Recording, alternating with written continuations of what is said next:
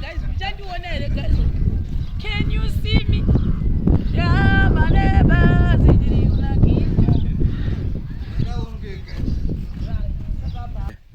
Really, guys, for the people. Tadzoka kuno kumvurwi ndokwandiri muzuva ranhasi ndamboya kuzoona kuti vanhu vari kushanda sei. I think makaona kwaziko takaita inonzi completed kusvika pawall plate. Muchazoona zvimwe zvichazoitikapo zvidobidobi ipapo. Kuno nhasi kune kamhepo kachumva kuti ndikataura manje nongwakutodza so mozviona apa manje indo trenching yedu iyi indi kushaya ndodopinda nepi ndandinde nekokoko handiti tichipinda mukati handiri saka apa pahani zvakumeka sense ndakaona tariraone kusvika zasuku kwese uku okona akatoya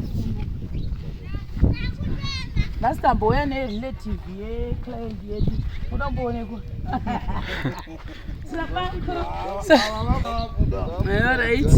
Saka nhasi tapa mukuru vari kusekuda tipa mukuru handei mbonoona pani pamunun'una vari kuitwa ndikabva ndavata I'm forcing you sezvo pari paholiday handei munoona kuti chii chikuitika kustand because musaita zvokungohwa.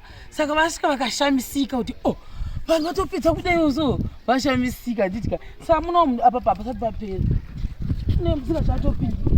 Saka apa ndopanguva muri kuona vari kuita apa toya kunoko tadaione kambiri ini panapa right now ndiri mukati chaimo handiti munozviona toenda kwesoko ndo mukati meso. Saka vatamezha kuti vagona kuti mameasurements aya ndiwe pakati kweti wotaridza kwesoko touya kunoko ndokwamuri kuona futi kwese kunoko then wotaridza apa pakati apo ndopangu patave izvozvizvi zvinhu izvi takazvitasa zvogona kunge zvakatorera about 3 to 4 days amuri kuona kudai.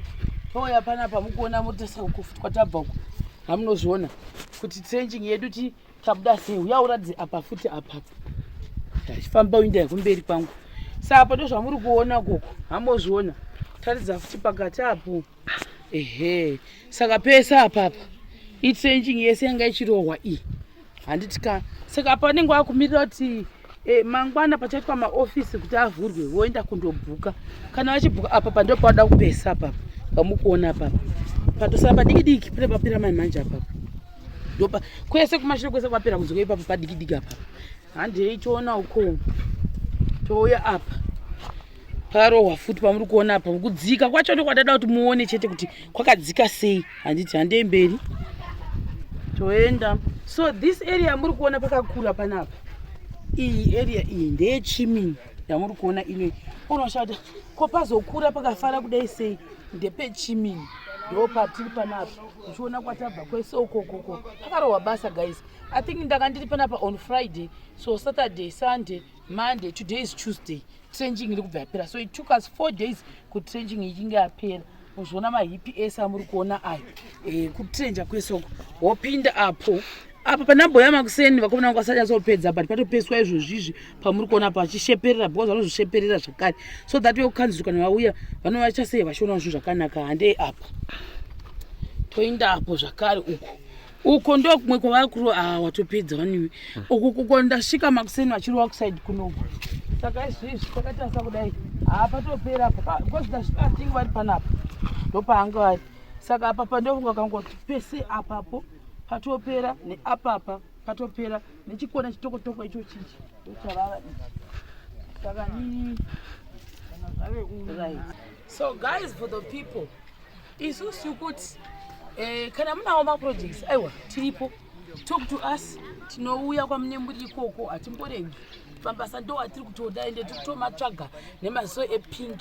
We are not even joking, we are not playing. When I told you kuti tipei 2 weeks vanhu vaifunga ndikuseka ndakati 2 weeks asadzapera honai patava izvozvizvi patakauya last week kapanapa tava last week inhauya kuti obvious kunoku zvezvete zvatinoita zvechifanira kuita stage by stage zvichiapuruvhwa necouncil. Maybe dai pasina kuti vanhu vanombomirira kumbonobhuka vakamira ingadeta kutotaura kuti maybe even footing yedu pamwe tadi tatopedza but ndo patiri panapa tochidzokera nekuseri kundo vanotsvaga pekunobuda napo uchifamba uri kusaidhi zvako Indira kutotsvaga kuti so ndozvamuri kuona zvese izvi guys, tiri muno mumvurwa unozviona. Saka ni ore saka ndozviripo izvi guys. Tsvaga Sipa vanhu vari kwakakona. Dzimba ri kuno guys. Imba yese kubva uko kutese uko kune vanhu. Hamozviona. Hoya kusvika kuno kwandiri kuno. Handimunozviona. Hosvika kwandiri kwese kuno. Pakaipa. Pakaipa kana.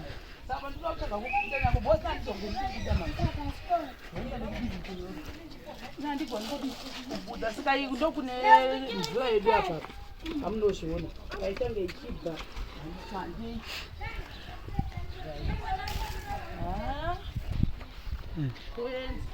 Ndikutsvaga kubuda nako. Aya yakakura. Mazivawo. Mwari vakatipokorerawo. Pakuru.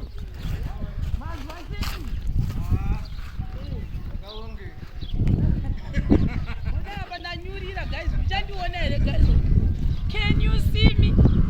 Yeah, my neighbors.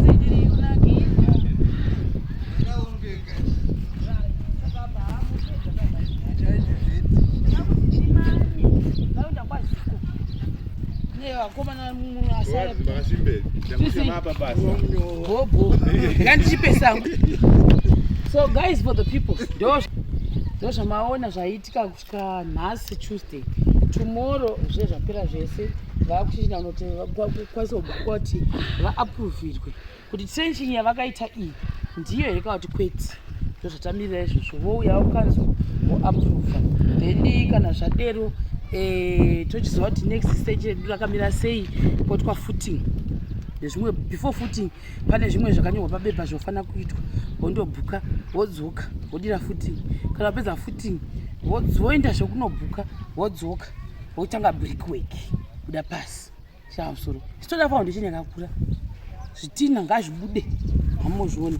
Saka muchandiona zvakare. Ndiri kuti sei video yaenda kupiwa misa.